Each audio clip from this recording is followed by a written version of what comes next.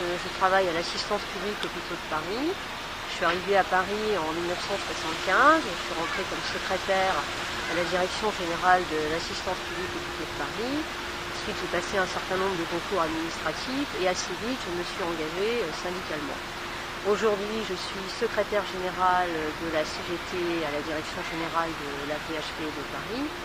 Nous avons ces derniers temps combattu et défendu un certain nombre de projets contre la casse de l'hôpital public, en particulier des luttes emblématiques comme l'hôpital de l'Hôtel-Dieu, que nous avons réussi, non sans difficulté, à empêcher la fermeture.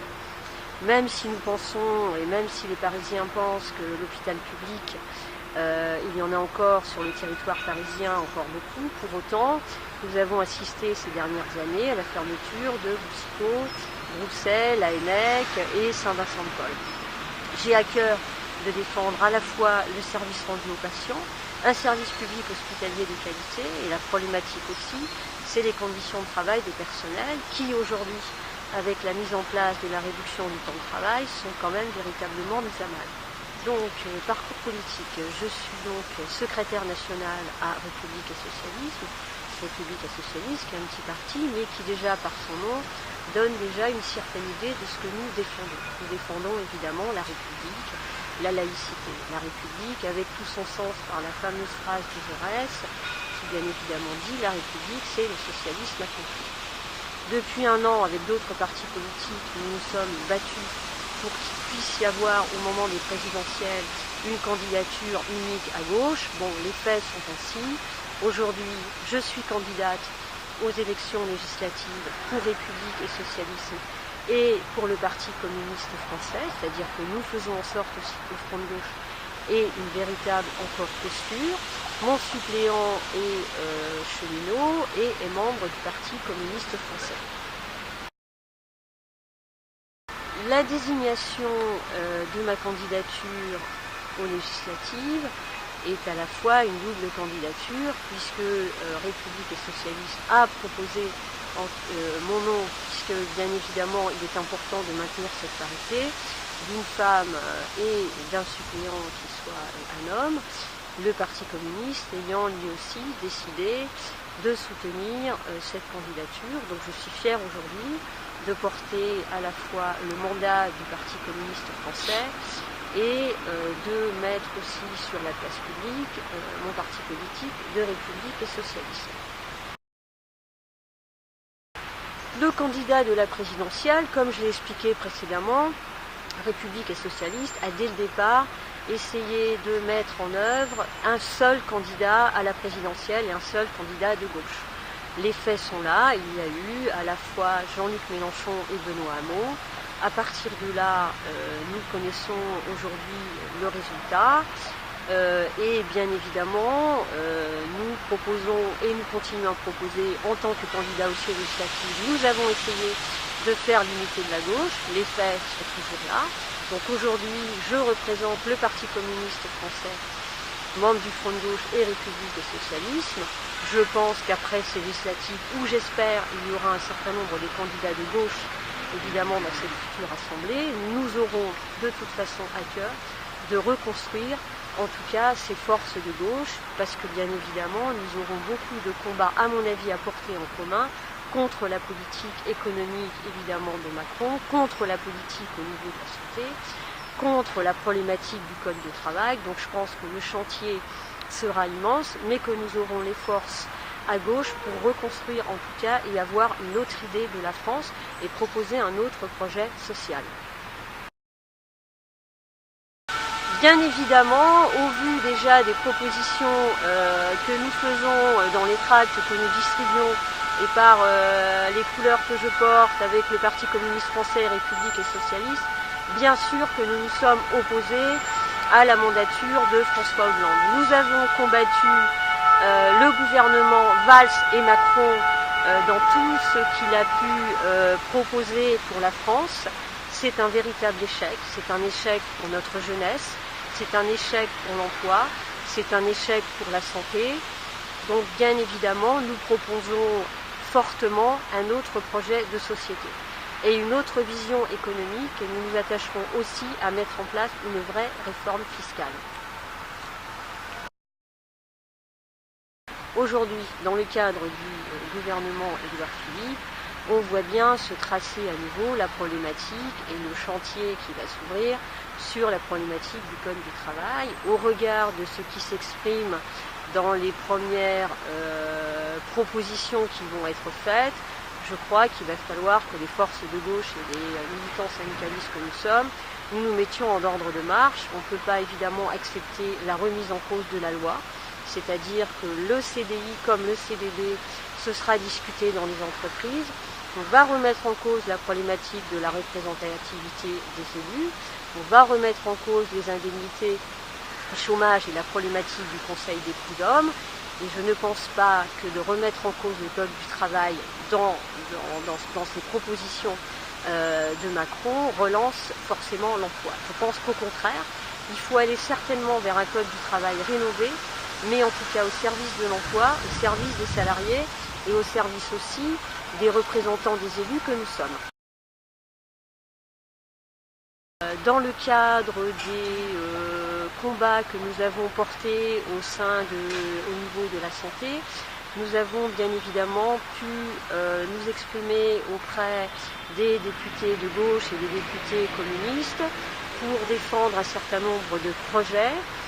Nous avons pu être entendus par des sénateurs communistes, dont Pierre Laurent, pour évidemment évoquer le gros combat qui a quand même été sur la place publique il y a 2 ans, qui était la problématique de la défense de l'hôpital de l'Hôtel-Dieu. Je pense que les domaines d'action prioritaires, à l'échelle nationale, je pense qu'il faut 2 choses. Il faut à la fois relancer l'emploi et relancer aussi la politique de logement. Je pense qu'il faut à la fois un emploi et emploi. Je pense que ce qui manque aussi dans ce gouvernement, c'est une véritable politique ambitieuse vis-à-vis de nos jeunes. Je pense qu'aujourd'hui, un pays peut être fort si on donne un espoir et de l'avenir à notre jeunesse, en termes d'éducation, en termes d'emploi, en termes de devenir, de formation professionnelle. Moi, ça me paraît essentiel qu'on ait à la fois cette jeunesse qui soit porteuse d'un nouveau devenir. D'abord, avant de porter des mesures phares, il faudrait déjà abroger, en tout cas la première des choses, et ça fait partie en tout cas de ma campagne, abroger la loi travail. Ça, c'est la première des choses. Ensuite, il faudrait porter un vrai projet pour défendre l'industrie. Je crois qu'à ce niveau-là, on a trop perdu. Il faut qu'on ait véritablement un projet industriel pour la France. Ça, c'est une mesure phare. Il faut aussi un vrai projet de relance pour la jeunesse. Il faut, en matière d'urbanisme, il faudra aussi rénover les anciens logements. Ça me paraît important. Il faut qu'on travaille aussi sur des bâtiments, en tout cas de qualité. Il faut offrir à toute personne, quel que soit son niveau de vie, d'avoir des logements de qualité. Ça me paraît essentiel. Créer du lien social, créer de la mixité sociale. Il faut véritablement qu'on soit porteur et que l'Assemblée nationale soit porteur de ces messages et puisse travailler sur des lois qui permettent de rénover en tout cas la santé, l'urbanisme, l'école et l'industrie. Les 3 problématiques locales qui en tout cas préoccupent aujourd'hui véritablement notre circonscription, c'est la non à la fermeture des postes. Aujourd'hui, la poste Chambaudy est ouverte qu'à 11h le matin et on sent bien que demain, elle risque de fermer. Je crois qu'il faut véritablement maintenir des services publics de qualité. Il y a aussi la problématique qui concerne aussi notre circonscription, qui est à la fois la problématique de l'enfant, préserver les crèches, préserver les jardins d'enfants, les problématiques aussi des personnes âgées. Il faut véritablement qu'il y ait des services publics de proximité. Les personnes âgées ont aussi besoin d'avoir un environnement et un accompagnement social important. Et ça me semble important à prendre en compte au niveau local. Donc nous sommes aujourd'hui en train de nous battre et de porter avec les citoyens et les usagers de la Poste le combat de la non-fermeture de la Poste dans cette circonscription. Je dirais mesures locales, non à la fermeture évidemment de la Poste, puisque Ça crée quand même beaucoup de liens sociaux et tenir compte aussi d'une population qui devient âgée et qu'il faudra à la fois accompagner et maintenir dans leur environnement au quotidien.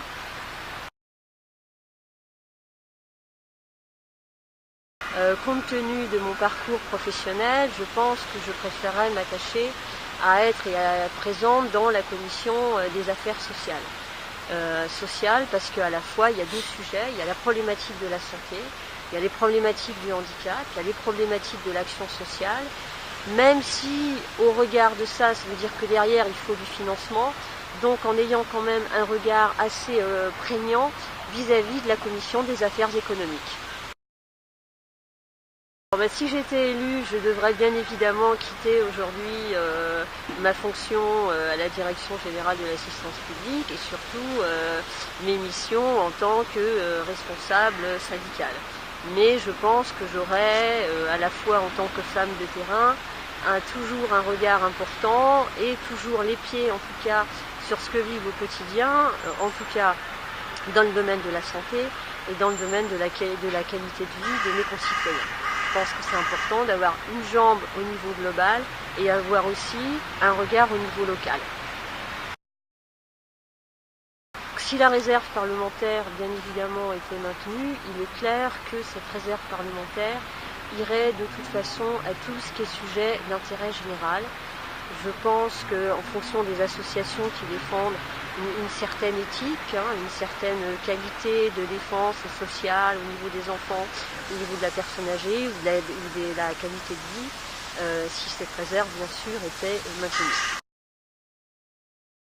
Alors si je n'étais pas élue, je pense que les projets, en tout cas, je n'appellerai pas ça projet, mais je dirais en tout cas les combats que je porte depuis de longues années, bien évidemment, j'aurai à nouveau à cœur de les porter et je pense que le tâche sera évidemment assez conséquente dans la mesure où malheureusement, si l'Assemblée nationale était de la couleur et de notre président actuel de Macron, je pense qu'il y aurait beaucoup de sujets et de combats que nous aurons à porter, en particulier au niveau de la santé, au niveau des services publics hospitaliers. Bien évidemment que je voterai pour un candidat qui porterait le plus près possible les idées pour lesquelles moi aussi je suis candidate aujourd'hui. Donc bien sûr un projet de gauche. Voilà en tout cas vers quel candidat irait en tout cas ma voix et mon soutien. Je suis candidate aux élections législatives parce que j'ai à cœur de défendre les services publics, des services publics de qualité. J'ai à cœur aussi de combattre le code du travail et de défendre un autre code du travail pour demain. J'ai aussi à cœur de défendre une autre politique industrielle. Je suis une femme de conviction, une femme de terrain, qui tous les jours, aux côtés des salariés, défend une certaine idée du service public hospitalier. Nous avons ces derniers temps défendu, avec un certain nombre d'élus et de camarades, l'hôpital de l'Hôtel-Dieu, parce que nous avions à cœur qu'il y ait encore à Paris des services d'urgence de qualité, des services pour accueillir les personnes âgées, des services d'urgence pour accueillir aussi les enfants. J'ai à cœur de défendre une politique sociale et une politique économique qui aura à cœur de porter les défis en termes d'emploi et au niveau de l'emploi de nos jeunes. Le 11 et 18 juin, votez pour moi.